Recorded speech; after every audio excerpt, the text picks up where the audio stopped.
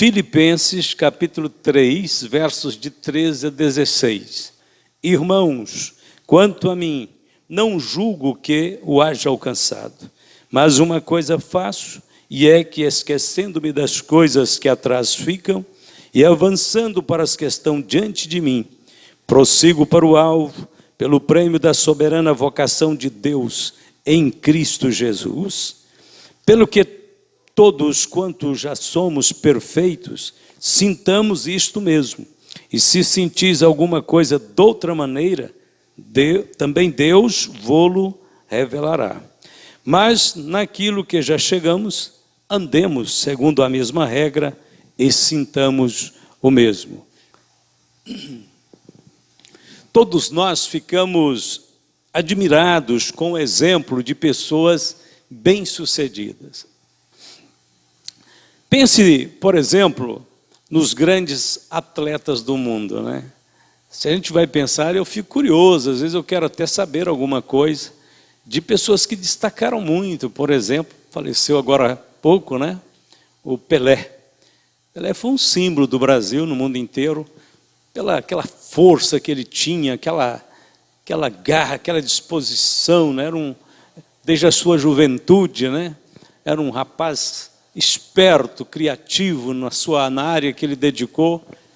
Ele foi espetacular realmente, mas você vê na área também os grandes músicos. Esse me chama muita atenção, principalmente na área da música clássica, das orquestras, dos grandes compositores clássicos. Beethoven foi considerado o gênio da música. Você lê a história dele, você fica arrepiado em uns certos trechos, né, da história. A ama de Beethoven narrou que quando ele tinha 5 anos de idade, com 5 anos de idade ele já tocou a primeira valsa no piano. E ele, criancinha, 5 anos, sentou no piano, a ama observando ele, e ele colocou a mão na cabecinha assim e ficou balançando. Ela disse: "Que foi, Beethoven?" Ele diz: a música não me deixa, ela está sempre presente na minha cabeça, na minha mente. 5 anos de idade. E compunha, trabalhava com as notas, coisa fabulosa, incrível, né? E compôs as mais lindas melodias que tocam até hoje, né? Depois de um certo tempo vivendo, ele ficou surdo, totalmente surdo, não ouvia nada. Mesmo surdo, ele ainda compôs peças musicais incríveis. Por quê? Ele estava tão habituado a lidar com notas musicais que nem a audição mais impedia ele de organizar aquelas notas na pauta e fazer uma composição, uma música ali.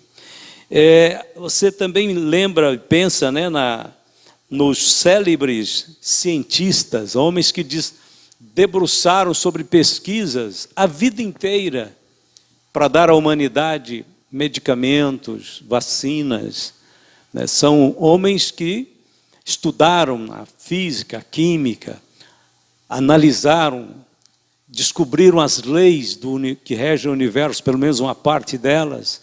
Através de suas descobertas, foi possível o homem avançar em pesquisas, em satélites, criar satélites para fazer transmissões. Então, hoje, os meios de comunicação estão na dependência de satélites que circulam ao redor da Terra, gravitando. Por quê? Porque cientistas descobriram sobre as leis que regem o universo. Então, são pessoas que são extraordinárias, a história deles. Muitos deles eram humildes, simples, pobres, mas acabaram se tornando homens célebres. Isso é importante, isso destaca. São pessoas que foram até considerados como benfeitores da humanidade. Bom, nós falamos destes homens e mulheres que Deus permitiu que tivesse essa mente tão brilhante, mas eles não eram perfeitos. Eles nasceram, como todos nós nascemos, não sabiam nada e foram aprendendo com o tempo. Tiveram que treinar muito, tiveram que bater a cabeça, errar, mas chegaram onde chegaram. Existem algumas coisas que são comuns entre pessoas que tiveram esse destaque, esse sucesso, né? Todas elas adotaram atitudes certas no decorrer da sua vida. Primeiro, as pessoas bem-sucedidas, sem exceção, todas elas sabem aonde querem chegar. Segundo, as pessoas bem-sucedidas priorizam seus alvos. Terceiro, as pessoas bem-sucedidas reconhecem suas limitações. Quarto, as pessoas bem-sucedidas estão dispostas a pagar o preço pelas suas conquistas. Quinto, as pessoas bem-sucedidas são rigorosas consigo mesmo. Sexto, as pessoas bem-sucedidas podem usar bem os recursos que lhes são oferecidos. Eles sabem usar bem. E sétimo, as pessoas bem-sucedidas concentram a sua visão na obra acabada. Essas sete atitudes, nós vamos descobri-las na vida do apóstolo Paulo, porque nesse estudo nós vamos olhar para a vida de Paulo. A vida dele nos interessa. O exemplo dele é muito importante para nós que servimos a Deus. Tendo sido o mais cruel dos perseguidores do cristianismo, Paulo se transformou no maior defensor e no maior intérprete da doutrina de Cristo. Paulo, então, é um exemplo que nós podemos olhar para ele com toda tranquilidade, que vai fazer muito bem para as nossas vidas. Vamos lá então, vamos usar estes princípios, essas atitudes que eu disse que são comuns na vida de muitas pessoas que foram bem-sucedidas. Primeiro, Paulo sabia aonde queria chegar. Uma coisa faço, e é que esquecendo-me das coisas que atrás ficam e avançando para as que estão diante de mim, prossigo para o alvo, pelo prêmio da soberana vocação de Deus em Cristo Jesus. Primeiro, Paulo considerava que o seu maior privilégio era ser apóstolo, e o seu maior prêmio era encontrar com Cristo, um dia estar na presença dele. Esse era o principal objetivo da vida de Paulo, ser apóstolo e caminhar ao encontro de Cristo. Ele tinha um alvo, ele tinha um objetivo. Ele vivia em torno disto. Ele sabia onde queria chegar. Paulo dizia: eu quero estar com Cristo. Para mim, é melhor estar com Cristo do que qualquer outra coisa.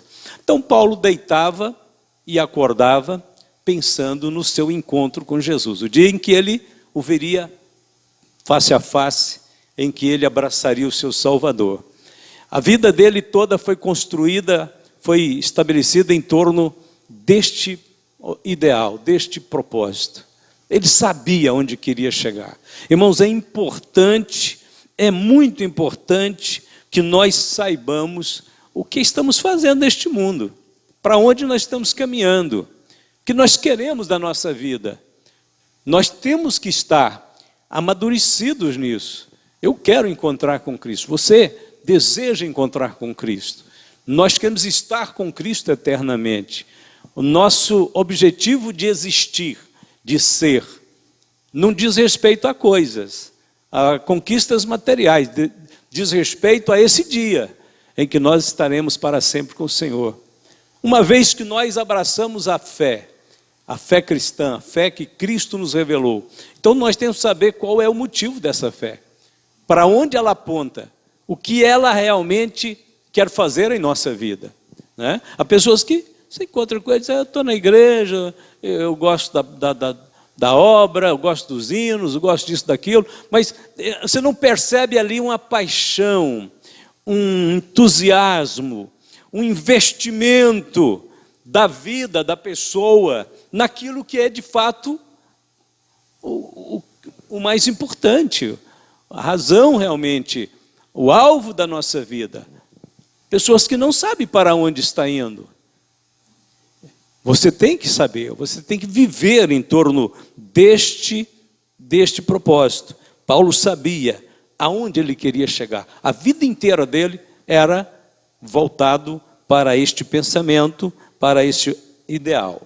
Esse é o primeiro pensamento. O segundo, Paulo foi um apóstolo bem-sucedido, e nós aqui vale a pena dizer que Paulo, embora nós consideremos todos os apóstolos homens de Deus, exemplos, abençoados por Deus, são colunas da igreja, mas não tem como. Paulo foi destacado. Paulo entrou em evidência no cristianismo, depois de Cristo, como o maior e o mais influente dos cristãos que viveu neste mundo. Paulo fez uma entrega, abriu o espírito para Deus de uma forma tão completa, que Paulo enxergou coisas que só muitos anos depois os outros apóstolos puderam enxergar. E Paulo já estava pregando aquilo há muitos anos, já estava vivendo aquilo há muito tempo. Então ele é de fato o apóstolo bem-sucedido, modelo do homem, do apóstolo bem-sucedido. Segunda razão, então, porque Paulo é o apóstolo bem-sucedido. Porque Paulo soube priorizar o seu alvo, o seu objetivo de vida. Paulo diz assim: mas uma coisa faço. Isso é muito interessante. Paulo não era o homem de 2, 3, 4 coisas. Paulo era o homem de uma coisa só. Uma coisa faço. O que Paulo fazia? Ele tinha uma prioridade no coração, na mente, na busca, na escolha, em tudo o que ele fazia. Olha, se queremos então ser este homem, esta mulher, tipo Paulo, então nós devemos investir tempo e dedicação naquilo que nós entendemos ser a nossa vocação. Você entende que a sua vocação é ser adorador, é ser filho de Deus, é ter uma missão no coração para cumprir? Então, invista mesmo. Invista como?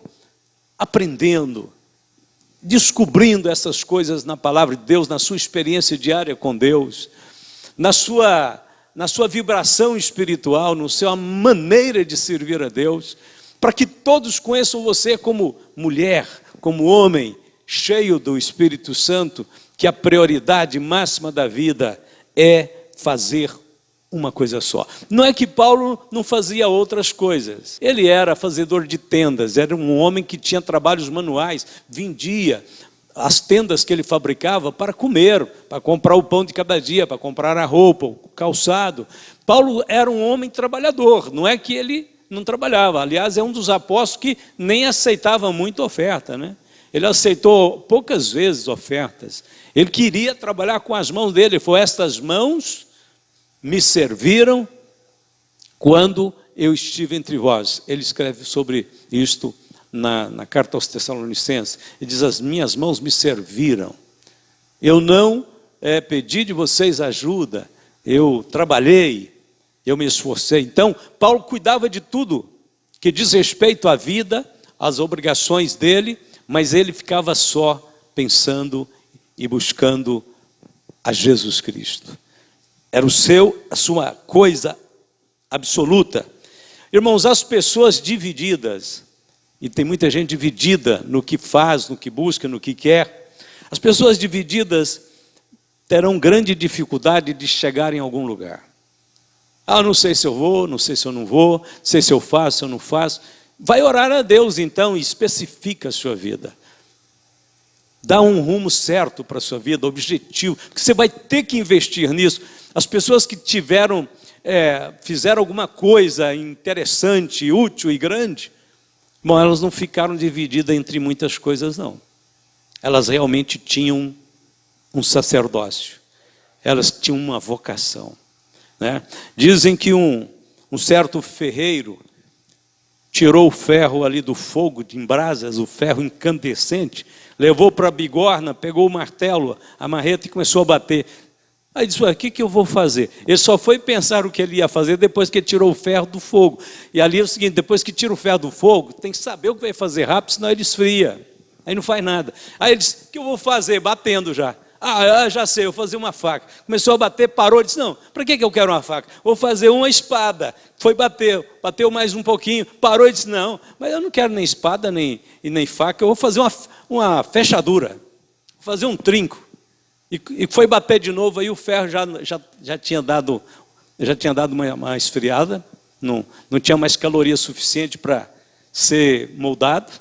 E aí ele não sabia o que fazia mais com o ferro, enfiou ele dentro da água. Enfiou da água, aí ele fez assim, shh. Ele disse, bom, pelo menos um chiado eu tirei desse ferro. Só que tem um detalhe, nós não estamos aqui para tirar só chiado da vida. Deus quer que você faça da sua vida uma coisa grande, bonita. Você realmente deixe algo concreto. Então, antes de tirar o ferro do fogo, pense o que vai fazer. Olha, eu já sei que é o que eu quero fazer na minha vida. Aliás, eu sei o que eu quero fazer da minha vida desde quando eu conheci o Evangelho. Não tive dúvidas. Fiquei os primeiros anos da minha fé, os primeiros 2, 3 anos da minha fé na igreja que eu me converti, me integrei na igreja, todos os cultos, todas as atividades, se tinha uma vigília eu queria estar, se tinha um culto eu queria estar, se o pastor ia pregar eu queria ouvi-lo, se vinha outro pastor eu queria ouvir também. E ora, os primeiros meses, os primeiros dias da minha conversão, eu defini uma coisa que eu não aconselho ninguém, nenhum jovem a fazer isso, porque isso foi só para mim. Bem raramente será para outra pessoa. Mas Deus me falou assim, fica só na igreja, nem vai para a escola. Eu cheguei aí na escola. Nos primeiros dias da minha fé, eu estava matriculado e fui para a escola, sentei na sala de aula, tentei estudar, tentei interagir com os alunos, mas não aguentei, não suportei, falei, Jesus, eu vou para a igreja. Eu não vou perder nenhum culto, eu não vou vir para essa sala de aula, eu não aguento esses alunos, eu não suporto esses professores, eu quero a tua palavra. E comecei a dedicar o tempo integral na igreja. Eu não aconselho, porque eu era jovem, devia ter estudado, depois vai me dar um trabalhozinho mais na frente esse negócio, porque eu fiquei 2 anos sem estudar. Mas foi 2 anos abençoadíssimos. Eu não me arrependo de jeito nenhum. Paulo, quando converteu, foi para a Arábia, ficou por lá, foi 3 anos, e Deus me deu o privilégio de ficar pelo menos 2 anos só na igreja, só no banco da igreja, só ouvindo, só participando. Quando eu comecei, as primeiras semanas, os primeiros meses, os primeiros 2 meses, eu precisava trabalhar. Meu pai mexia com boteco, o boteco vendia bebida, cigarro, jogo e etc. E meu pai contava com minha ajuda e eu disse, pai, eu não vou trabalhar mais com o senhor. Eu vou ajudar o senhor por fora, mas não aqui dentro, que eu não vou vender cigarro, nem bebida e nem mexer com jogos mais. Meu pai disse, mas é por causa da igreja? Eu falei, exatamente, é por causa da igreja, por causa da minha fé. Mas eu não posso parar de vender essas coisas. Eu falei, tá bom, pai. Eu ajudo o senhor do jeito que o senhor precisar. Eu vou no banco, o senhor, eu capino o quintal. Se for reformar o cômodo aqui do comércio, o senhor não precisa de pagar servente que eu trabalho. O senhor pode contar comigo. Eu faço comida, eu faço qualquer coisa. Mas eu não vou vender mais. Aí ficou um pouco contrariado a princípio, mas eu não tinha mesmo condição de lidar com aquele ambiente mais. Aliás, aquele ambiente tinha marcado a minha vida de forma ruim, negativa, quase me levou à morte, por um triz que não morria ali dentro.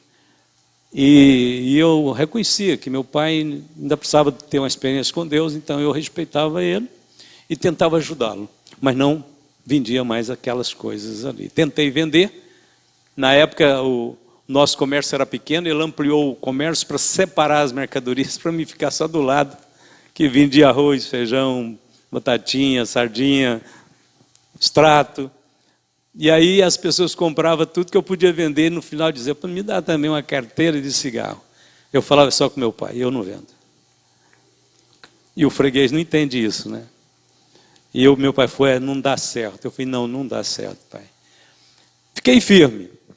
Comecei a orar e não tinha emprego, não arrumava jeito de trabalhar, e eu precisando muito de trabalhar, indo para a igreja, não tinha um sapato, não tinha uma roupa, não tinha nada de jeito, e vai, até que Deus abre uma porta milagrosamente e me põe no Banco Bradesco, Banco Brasileiro de Descontos, lá na rua 24 de outubro, em Campinas. Aí eu fui para o banco trabalhar, aliviou um pouco a tensão, né? E à noite continuava indo para a igreja, todos os cultos. E ajudando meu pai no que eu podia eu ajudava, para ele não ficar muito triste comigo, aborrecido. Depois ele foi compreender isso. Depois ele ficou feliz por eu ser crente, que ele começou a entender a fé. E fiquei ali. Eu me converti em 76.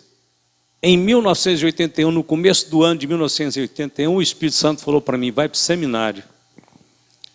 Aí era radical, né? A mudança ia ter que ser maior ainda. Eu ia ter que deixar minha cidade, meu pai, que eu era nós dois só juntos. Nossa família estava dividida. Minha irmã tinha ido para um lado, minha mãe para o outro lado, e eu fiquei com meu pai. E eu disse, meu Deus, e agora? Agora tem que deixar meu pai mesmo sozinho. Eu não queria deixar ele sozinho de jeito nenhum. E tinha que deixar minha cidade, tinha que deixar minha igreja, tinha que deixar o banco que Deus tinha me dado, com um bom emprego. Estava bem mesmo, com futuro. Eu tinha tudo para ir longe dentro daquele banco que tinha um programa de cargos rápidos. Pouco tempo que eu fiquei, eu galguei alguns degraus que me ajudou muito financeiramente.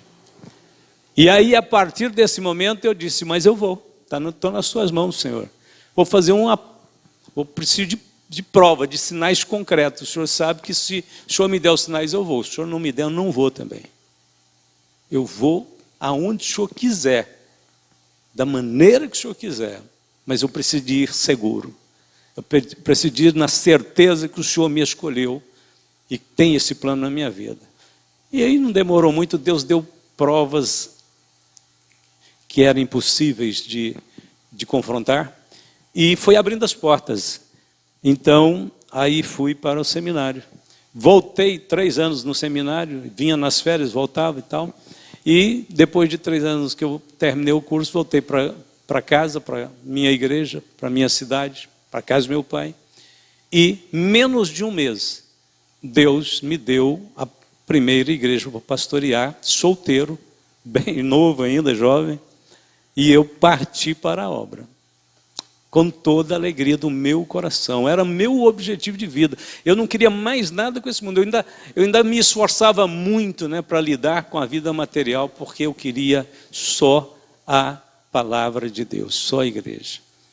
Se você quer ser um crente bem-sucedido, espiritualmente crescer, ser uma pessoa que vai, né, manifestar mesmo algo de Deus neste mundo, você não pode ser um clínico geral, você tem que ser um especialista. Você tem que ser uma pessoa especialista em fé, em virtude, em oração, em comunhão com Deus, em relacionamento cristão. Você tem que viver a especialidade da vida cristã, na sua plenitude, na sua força total.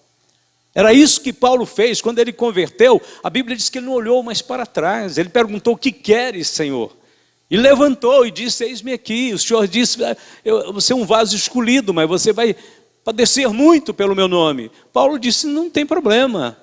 O Senhor me falou comigo, o Senhor apareceu para mim na estrada de Damasco. Eu não tenho dúvidas de que o Senhor é o Messias, é o Salvador, é o caminho, a verdade, a vida. Que o Senhor veio para salvar e buscar e salvar o perdido. Eu sou esse perdido. Palavra fiel e digna de toda aceitação é esta, que Cristo veio ao mundo para salvar os pecadores, dos quais eu sou o principal. E Paulo amou integralmente a Cristo, amou o Evangelho, amou o ministério, amou a chamada. Paulo sabia que ninguém tinha aquilo que ele tinha. Era uma escolha de Deus, Deus escolheu, mas Deus também escolheu você, irmão. Deus também escolheu a você, irmã. Você não é menor do que Paulo neste sentido de escolha, de vocação, de eleição. Não, há milhões de pessoas no mundo, mas Deus encontrou você e te trouxe para a presença dele. Isso é tão grande como o que Deus fez com Paulo. Você precisa de mais coisas para entender que Deus te chamou para especializar no amor dele, na virtude dele, na presença dele. Não precisa de mais provas. Ele te escolheu. Paulo sabia que aquele privilégio acontece uma vez no meio de milhões de pessoas, entre milhões de pessoas, acontece uma vez só, acontece para um. Ele era aquele um. Por isso ele dizia: eu também sou homem de uma coisa só, uma coisa faço, esta é que importa. Número 3, a terceira atitude de Paulo, o apóstolo bem-sucedido.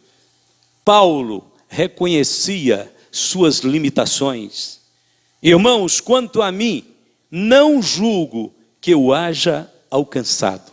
Paulo não era soberbo, Paulo não tinha um autoconvencimento, Paulo sabia que ele precisava desesperadamente conhecer a Jesus, conhecer as virtudes do cristianismo, da fé em Cristo. Paulo admite: não julgo que eu haja alcançado. Ou seja, eu ainda tenho muito pouco dele e eu fui chamado para ter mais dele. Eu sou limitado, eu vou atrás. Paulo sabia que o caminho era longo, mas ele continuava prosseguindo em busca de ter mais de Cristo, de encontrar mais de Cristo. Quantos de nós aqui realmente não sentimos isso?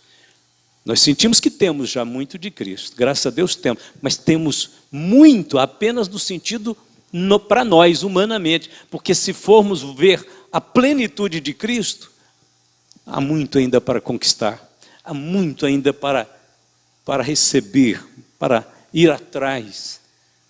Tem hora que você procura, você vasculha, né, seu interior, sua vida, o seu conteúdo espiritual, e você descobre e percebe que ainda é muito pouco com relação àquilo que Jesus fala na sua palavra, que a Bíblia revela. Você fala: meu Deus, eu ainda não tenho tudo isso, eu ainda não compreendi tudo isso, eu ainda não recebi.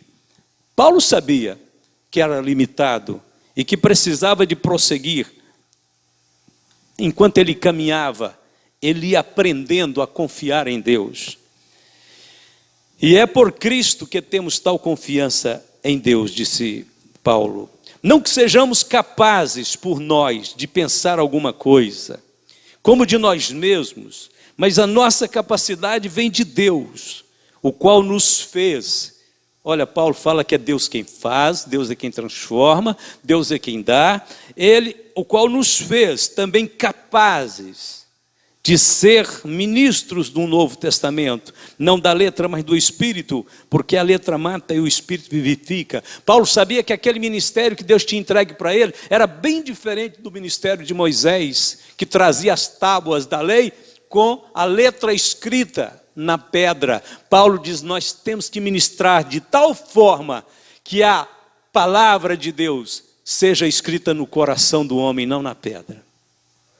Esse é o ministério do Espírito, é a comunicação de vida, é a comunicação de poder, é a comunicação de transformação espiritual. Enquanto você fala, enquanto você ministra, enquanto você comunica Deus para as pessoas, tem que acontecer esse milagre na vida delas. Isso é muito maior do que trazer as tábuas escritas lá de cima do monte e mostrar para o povo. Era isso que Moisés fazia. Embora o rosto dele brilhava, mas Paulo disse: esse brilho tinha que ser, de vez em quando Moisés tinha que tampar o rosto, porque o brilho acabava, e ele não queria perder aquele status, mantinha o rosto coberto. Paulo disse: nós chegamos com a cara descoberta, manifestando a glória de Deus para este mundo.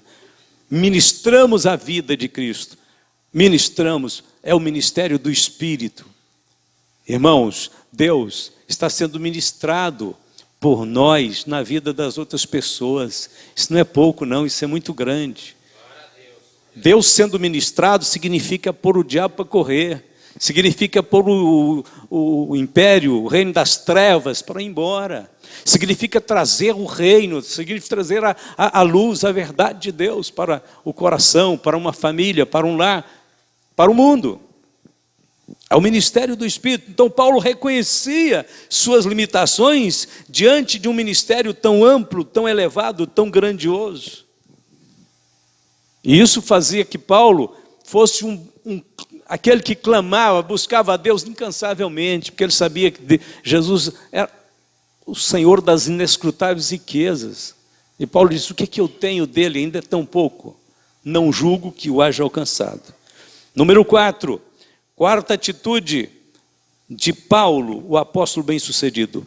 Paulo estava disposto a pagar o preço pelo seu apostolado. Veja o que ele diz: e agora, eis que ligado eu pelo Espírito vou para Jerusalém, não sabendo o que lá me há de acontecer, senão o que o Espírito Santo de cidade em cidade me revela, dizendo que me esperam prisões e tribulações, mas em nada tenho a minha vida por preciosa, contanto que cumpra com alegria a minha carreira e o ministério que recebi do Senhor Jesus para dar testemunho do Evangelho da graça de Deus, Atos 20, 22 a 24. Paulo renunciou a seu mais precioso bem por Jesus. Qual é o mais precioso bem de um ser humano? A sua vida. Paulo disse: não tenho a minha vida por preciosa. Ou seja, eu me exponho à perseguição e até à morte, por amor a Jesus. Paulo estava dizendo: eu amo mais a Jesus do que a mim mesmo. E faço isso pelo privilégio de ser um apóstolo. Ele me escolheu, ele confiou em mim o apostolado. Então eu dou a vida para cumprir a vocação de Deus.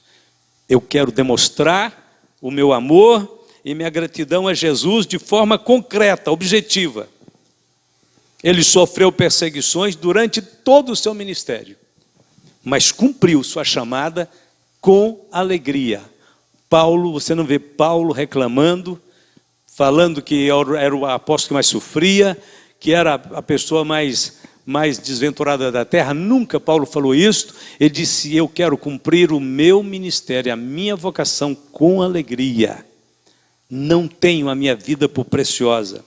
Irmãos, devemos amar a Cristo e ao seu Evangelho, e receber como um privilégio, uma honra, termos sido chamados para pregar e anunciar o nome de Jesus neste mundo. Este privilégio é maior, bem mais elevado do que os príncipes deste mundo, do que os políticos deste mundo, do que os poderosos deste mundo. Jesus não está mudando este mundo, não está resolvendo os problemas da humanidade na Câmara dos Vereadores, não, irmão. Ele não passa por lá para resolver coisa nenhuma. Isso é coisa de homem para homem. Ele não muda o mundo através da Assembleia Legislativa, nem do Senado Federal. Ele muda este mundo através da sua igreja, do seu povo. Aqueles a quem ele constituiu como ministros e pregadores. E aqui inclui todos os crentes, porque a Bíblia diz que Deus chamou todos para a obra do ministério, querendo o aperfeiçoamento do corpo de Cristo, dos santos, para a obra do ministério. Então devemos amar a Cristo, devemos amar o seu Evangelho de todo o nosso coração, porque, irmãos, nós já descobrimos que nós não vamos ser cientistas. Eu não vou ser cientista, eu não vou ser médico, eu não vou ser político. Deus não me chamou para ser um grande comerciante, não sou nada contra quem é. Eu descobri e sei que a minha vocação não é esta. Há muitas pessoas que poderão servir a Deus nessas profissões, mas Deus me chamou para o ministério. Deus te chamou para assistir na casa do Senhor. Deus te chamou para ser aquela pessoa a quem você já se identificou com ela. Diz: meu ministério, minha vocação é estar na igreja, é participar dos trabalhos, é ajudar, é colaborar, é cooperar. Então é o seguinte: se você já descobriu que você não vai ser um cientista, não vai ser um astronauta, não vai ser um artista, não vai ser um atleta. Então você não tem que dedicar a outra coisa a não ser nisto que Deus te fez. É aqui que você tem que esmerar, você tem que dar tudo, investir tudo e dizer: vou ser dedicado, vou ser o melhor que eu puder nisto aqui.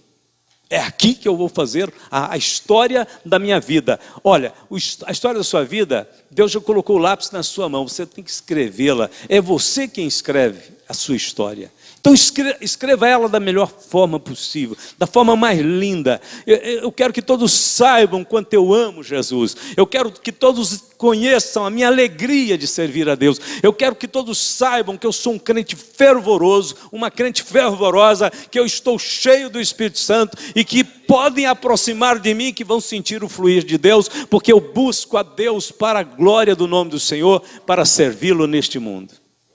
Então esmere-se, não tem jeito. Quando eu converti, que passou os primeiros 4 anos que eu converti, que eu era crente, eu já tinha sido líder de jovem por 2 anos, eu já era diácono e eu já ia ser consagrado a presbítero, e eu parei e disse: o que é que eu estou fazendo? O tempo está passando, eu não faço nada. Foi quando eu fui para o seminário.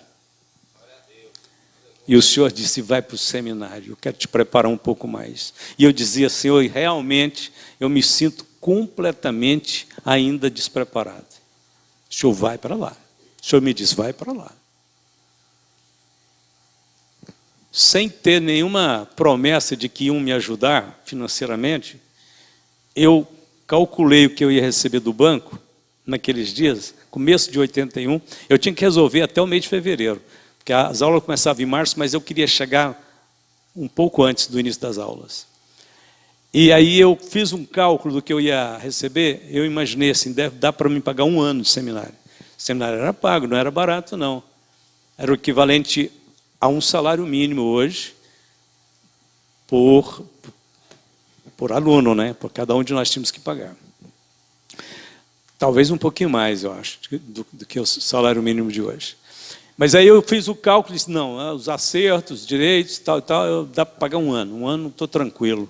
Bom, Senhor, eu tenho pelo menos 1 ano, o curso era de 3 anos, eu disse: eu tenho 1 ano garantido, o resto eu confio no Senhor. Eu vou, tá feito, vou pedir minhas contas, já vou preparar as malas, já vou comunicar para o meu pai, e já fui comunicando para os amigos, já fui comunicando para irmãos na igreja, dizer: eu estou preparando, vou para o seminário. Pelo fato de eu ter falado sobre isso com tanto entusiasmo, eu motivei mais 5 jovens da igreja que foram comigo. A família, os parentes desses jovens, me colocaram eles quase na minha mão. Disse: então leva meu filho, leva fulano, leva com você, que eu quero que ele estude também. Eu fui e levei mais 5. A última pessoa que eu sem saber que estava motivei e ela foi uma irmãzinha da igreja Luz para os Povos. Por acaso eu era líder de jovens e eles me convidaram para pregar num culto lá de jovens, eu fui, só estava faltando umas 2 semanas para mim sair de viagem, e eu preguei num domingo de manhã sobre a chamada de Deus. Eu gostava muito de pregar sobre a chamada de Deus. Eu preguei sobre a chamada de Deus, fiz um apelo, os jovens vieram para frente, ajoelharam, buscaram a Deus, choraram. Quando terminou, aí contei para os irmãos e eu estou pedindo orações, que já estou indo para o seminário, estou deixando tudo e vou. Aí uma irmãzinha chegou e disse: irmão Elcio, eu não era pastor, era presbítero, líder de jovens. Irmão Elcio, você vai para o seminário? Então vou. Ela disse: eu quero ir também. Eu falei: tudo bem, então age, entre em ação. Dei para ela o telefone do seminário, os dados, e esta irmãzinha, que eu nem acreditava que ela ia dar conta de ir, organizou a vida dela inteira em 2 semanas também, e no dia que nós estávamos prontos para ir para a rodoviária, que a gente foi de ônibus, né? Tinha tudo, era ônibus, ela estava lá com as suas bagagens, muito simples, pobre, cheia de caixa de papelão, cheia de sapato caindo pela rodoviária fora, e o João Ivo catando sapato aqui e acolá, e ajudando ela a carregar aquele tanto de caixa de papelão. Era a única mulher que ia junto, o resto era homem, tudo rapazes. E ela foi e fez os 3 anos, voltou, foi para a obra missionária também, e nunca mais fiquei sabendo o que deu com a irmã Regina. Eu sei só que ela nunca afastou do propósito do Evangelho. Eu sei notícias que ela foi dedicar na obra. Não sei se está viva, se já foi para o céu, se está casada, não sei. Sei que ela dedicou-se completamente também. Ou os outros dos 5, um voltou logo pouco depois, na realidade não tinha uma chamada, os 4 ficaram, foi até o final, mas no decorrer do tempo que nós fomos estudando lá, nós fomos motivando outros a irem. Outros e outros e outros. E aí, no seminário, então, tinha um grupo bastante grande e conhecido dos goianos. Praticamente 90% deles foram por conta de nosso conhecimento com eles. Então, aqui a Bíblia diz o seguinte: Paulo, ele entendeu perfeitamente o desafio de Cristo. Não é brincadeira não. O dia que nós saímos, que eu tirei minha bagagem de casa e vi meu pai ficando sozinho ali, com comércio, com tudo, né? A coisa mais difícil que tem é comércio, é uma prisão. A pessoa, num comércio com portas abertas, você não tem tempo nem para comer. Se ficar sozinho, só você dentro do comércio, você tem que comer no balcão. E quem faz a comida tem que comprar feita. E quem vai limpar lá as dependências onde a gente mora? Outra pessoa. E ficou sozinho. Não é brincadeira, não. Eu fui chorando. Chorei muito, chorei de verdade. E quando eu fui, eu pensava que ia chegar num lugar muito confortável, muito bem arrumado, as coisas muito boas. Chegar, mas o início esteve lá. Eu cheguei num seminário, que nós fomos morar num casarão velho, que os tetos estavam caindo de cupim, morar num quarto com mais uns 5 ou 6 alunos, cada um dormindo em cima do outro em beliche, e tinha uns alunos que eu vou te contar, não tinha nada de Deus, de crente. Estavam lá porque os pais enfiaram eles para lá, diz, vai para Agarrão e vê se vocês convertem lá. E nós tínhamos que conviver com eles, que eram o verdadeiro espinho. Quem que leu do espinho? O irmão Reinaldo. Era um verdadeiro espinho na carne. A primeira manhã, o primeiro dia nosso no seminário, manhã não, foi na tarde, nós chegamos, eram umas 2 horas da tarde, e deu 4h30, 5 horas da tarde, já era a janta. Nós não sabíamos nada, ninguém informava muito, tinha muita organização no seminário. E aí tocou uma sirene lá muito alto, e nós ficamos lá sem saber o que tinha que fazer, e estavam lá uns alunos já veteranos, né, que já estavam estudando, que tinham chegado também, disse, ei, goiano, vocês não querem comer não? Está na hora, se vocês não andar depressa aí, não vai ter para vocês não. Mas comer aonde? Nós nem sabemos onde que come aqui. Vamos embora, pega o prato, pega o garfo, vocês trouxeram o garfo, trouxeram o copo, tinha que ter até os talheres, levar na mão. Comia, lavava e trazia para o quarto. Para o outro dia poder voltar e comer de novo. E até que nós descobrimos que estava todo mundo indo lá para o fundo, onde tinha um refeitório, já chegamos lá quase que já não estava tendo mais o que comer. Porque havia uns alunos tão desorganizados que eles passavam pela fila, serviam a comida e voltavam para a fila para poder fazer repetição. Eu nunca entrei na fila para fazer repetição. Eu fiquei 3 anos, eu entrava na fila uma só vez. Eu comia o que eles punham no prato para mim. Às vezes, é claro, que havia amizade entre alunos e os que serviam. Alguns eram bem servidos. Eu tinha certeza que eu não tinha metade da comida que muitos tinham. Mas eu não fiz repetição nenhuma vez. Não me lembro de entrar. E olha que eu cheguei até eu mesmo trabalhar, servir a diretoria da escola, buscando, às vezes, comida, compras, verduras, né? Tinha um dia da semana, na quarta-feira, que era um dos únicos dias que tinha carne, que eu ia buscar essa carne no centro da cidade, no carro do seminário, porque eles confiavam em mim, a direção do carro, criam que eu tinha responsabilidade, né, para sair com o carro, e ele, vai, Elcio, vai buscar. E eu buscava isso na parte da manhã, para fazer o almoço, Eram 200 alunos, a gente buscava 8 quilos de carne moída. 8 quilos de carne moída, que para render para 200 alunos, tinha que pôr batatinha ou macarrão, mas era sem parar. Aqueles macarrão que quando você tira ele da panela assim, ele cai no prato, só a pelota de macarrão com carne. Era esta comida, ali onde o filho chora e a mãe não ouve, viu? A gente passava 3 meses depois que eu estava lá, eu falei, não, Jesus queria que eu viesse aqui só para ver isso, só para sentir na pele essa agonia aqui. Deus quer que eu vou embora. No feriado agora da Semana Santa, eu vou para casa e vou ficar por lá. Falei comigo mesmo, né? Só no pensamento. Quando eu deitei e dormi aquela noite, o Senhor me deu um sonho. Eu estava saindo de carro com a turma que foi comigo, os seminaristas goianos tudo.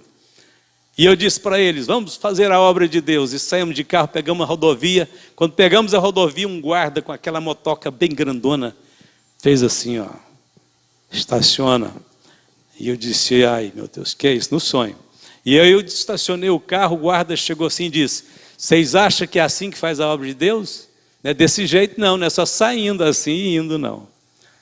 No sonho eu falava, vamos fazer a obra de Deus. O guarda dizia, não é assim não. Acordei, meu Deus do céu. Porque eu queria voltar para trabalhar na obra, né? Já está bom, 4 meses no seminário. Tinha que ficar 3 anos, fiquei 4 meses, já está bom. Aí quando terminou a noite, acordei cedo, olhei para a turma que estava no meu quarto, que era de Goiás, outros estavam em outros quartos.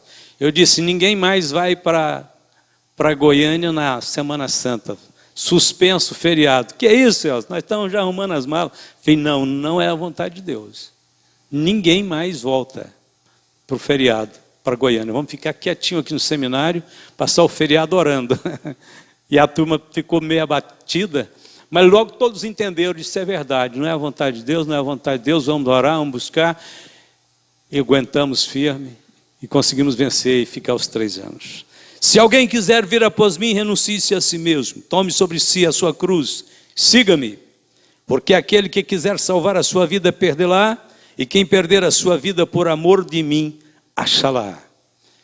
Paulo entendeu que o evangelho, que o ministério, o apostolado tinha um preço, tinha uma condição, e vale a pena pagar o preço. Tem hora que você renuncia mesmo. O dia que eu saí, eu renunciei à companhia do meu pai, até um certo sentimento de pesar, né, de estar deixando ele só, mas eu disse, eu tenho que ir, eu preciso ir. Quinta atitude que fez de Paulo o apóstolo de sucesso.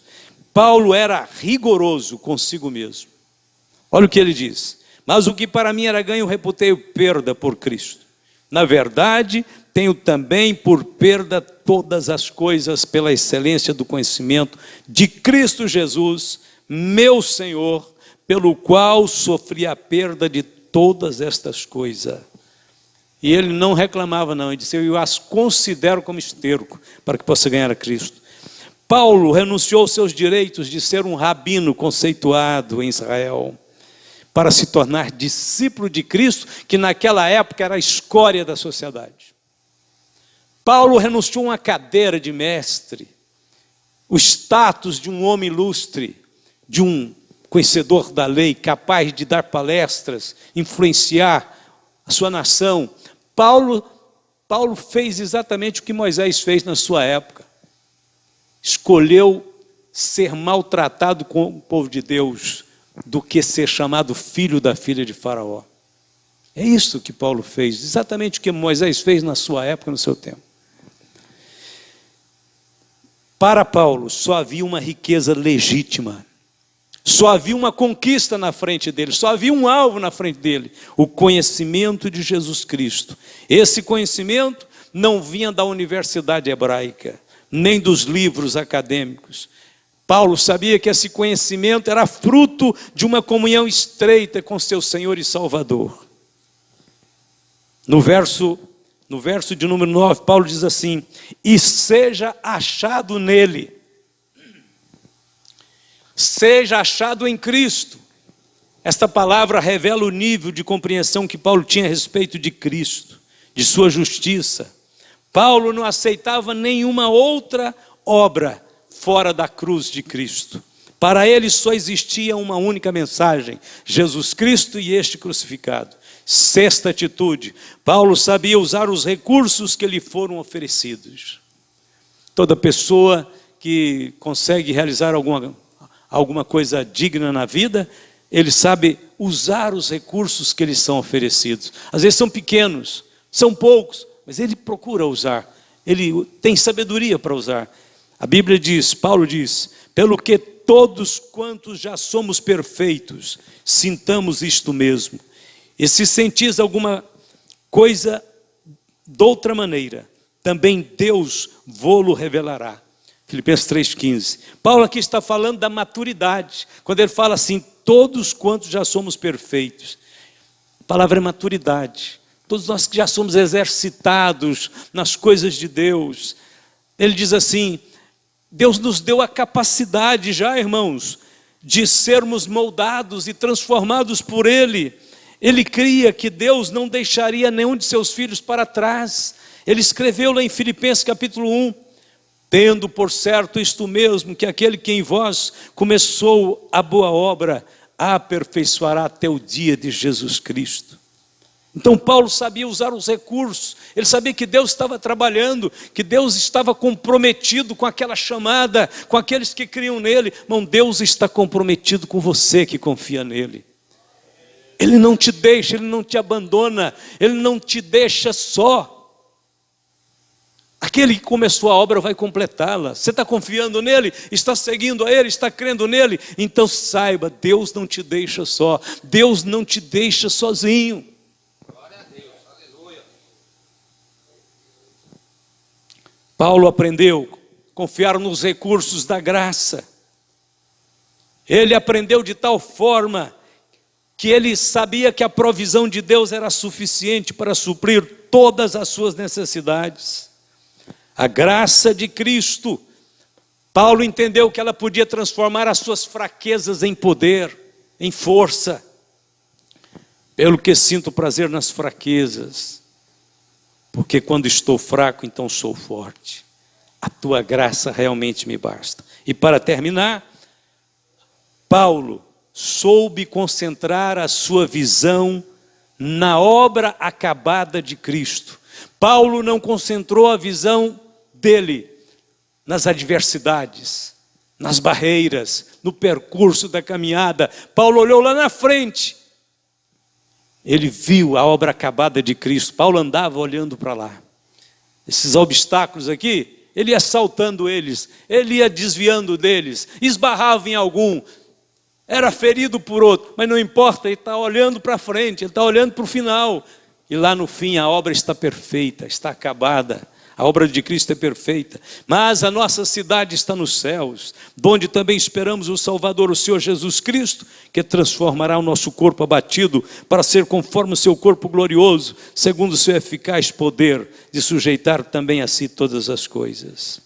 As pessoas bem-sucedidas conseguem olhar além das barreiras, além dos problemas, além das decepções, além das dores, além do sofrimento. As pessoas que vão ser bem-sucedidas, principalmente na vida espiritual, são aquelas que olham para o céu, que veem a promessa de Deus, que contemplam a certeza de que nós vamos ter um corpo incorruptível, vamos viver num lugar glorioso. Para encerrar esta palavra, você deve separar um tempo na sua vida e fazer uma análise de si próprio. Eu estou crescendo em Cristo? A minha vida cristã é uma vida exuberante, radiosa, radiante? Eu estou sendo uma prova viva de que Jesus Cristo veio trazer vida e vida com abundância? Hoje eu creio com mais tranquilidade, com mais conforto em Deus do que no passado? Estou aprendendo a servir a Deus, a amar, a perdoar, a suportar o mais fraco, o mais problemático.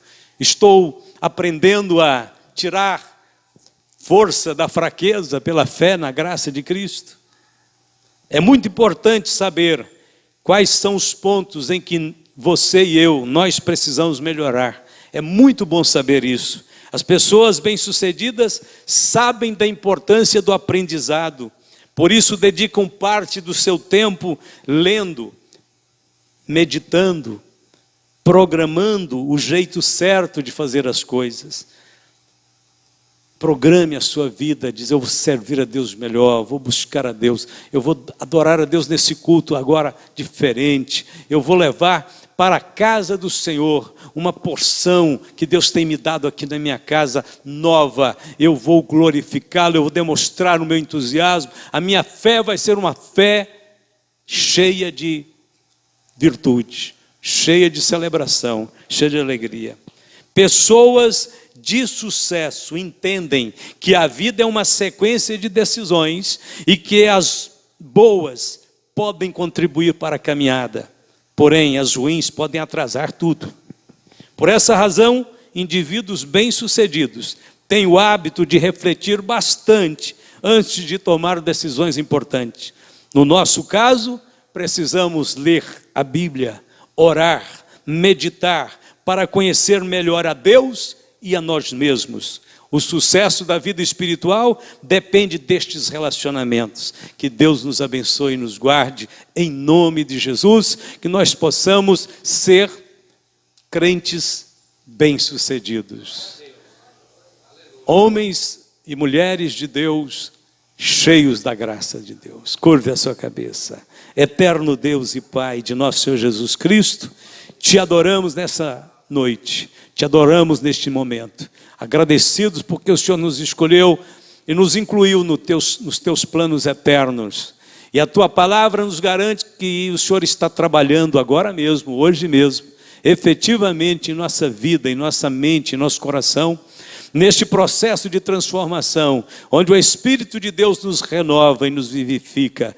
Pai Celestial, abençoe este irmão, esta irmã, que tem buscado o Senhor sentir a tua presença, tem buscado, Senhor, entender os teus planos, tem desejado, Senhor, mais de ti, como Paulo, que queria mais do Senhor, que considerava tudo, Senhor, como esterco para ganhar a Cristo. Obrigado, Jesus, que nossa ambição seja ter mais do Senhor em nossas vidas. Abençoe e guarde a todos em nome de Jesus. Nós te louvamos hoje e sempre. Amém e amém e amém. Deus abençoe a todos.